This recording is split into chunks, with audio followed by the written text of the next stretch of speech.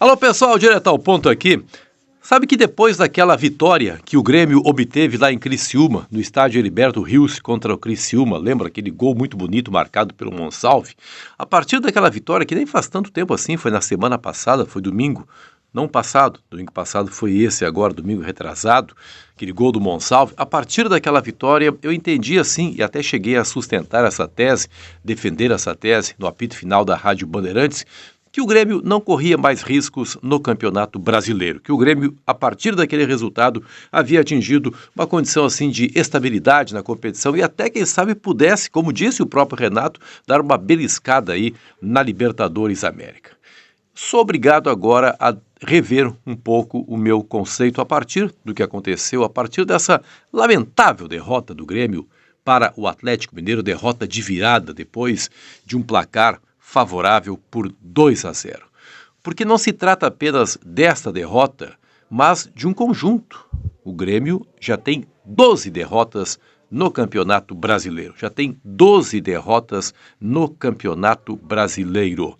Apenas times que estão na zona de rebaixamento foram vencidos mais vezes do que o Grêmio. O Grêmio, ele está separado apenas pelo Fluminense dos 4 times que hoje cairiam. Entre os 4 está o Corinthians, que ganhou o seu jogo, mas como o Fluminense ganhou também, o Fluminense saltou à frente do Corinthians. Então, 4 rebaixados, acima deles o Fluminense e acima deles o Grêmio. A rigor, são apenas 2 pontos que o Grêmio tem em relação ao primeiro time rebaixado. E aí é que eu quero fazer esse alerta aí.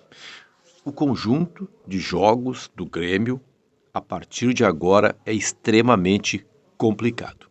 O Grêmio vai pegar, claro, tem a parada agora pela data FIFA, mas depois vai pegar o Bragantino, é um jogo em Bragança Paulista, o Bragantino vem aí numa situação muito ruim no campeonato, mas é sempre um time que dentro de casa acaba crescendo. Depois tem o Flamengo, depois tem o Botafogo, e depois tem o Fortaleza. Claro, há um jogo atrasado aí contra o Criciúma, antes da partida contra o Fortaleza. Essa é uma partida que naturalmente dá para vencer. Mas vocês repararam na dureza dos 4 próximos jogos do Grêmio? Vou repetir aqui.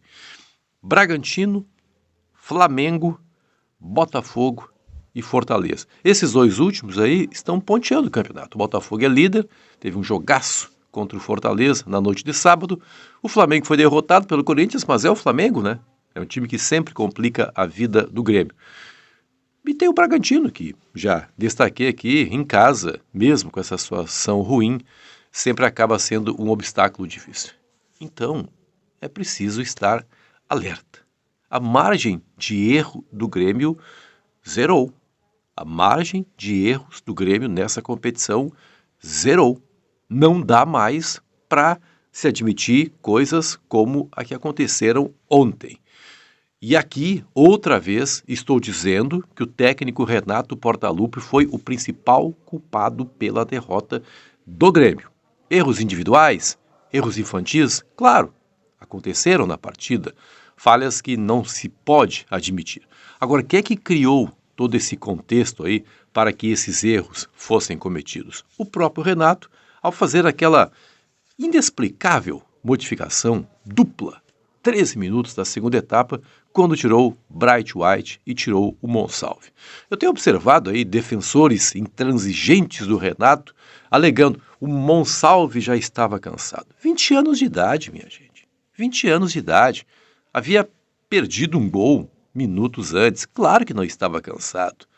Bright White, há quem diga, não, o Grêmio, a partir das modificações feitas pelo Atlético Mineiro, teria que ter mais cautelas defensivas. Mas o Grêmio, mesmo com as mudanças feitas pelo Atlético Mineiro no começo da segunda etapa, e foram para melhor, o Grêmio seguia dominando o jogo, tanto que teve esse gol perdido pelo Monsalve e teve o cabeceio do Bright White na trave. Ou seja, o Grêmio mandava no jogo. Não havia necessidade do Renato fazer aquelas alterações naquele momento. Era mais fácil o Grêmio fazer o terceiro gol naquele momento do que sofrer um gol do Galo. Então, Renato, o principal culpado, eu não estou entendendo, gente. honestamente não estou entendendo por que esse medo assim de fazer críticas ao Renato. Eu considero o Renato um bom treinador, mas não está acima dos fatos. E os fatos indicam que ele foi o responsável. Não quero aqui censurar o trabalho de ninguém, mas, por favor, gente. Já começou pelaquela entrevista coletiva lamentável, várias questões colocadas. Ah, vai ter caixinha para fulano de tal, vai ter multa para fulano de tal.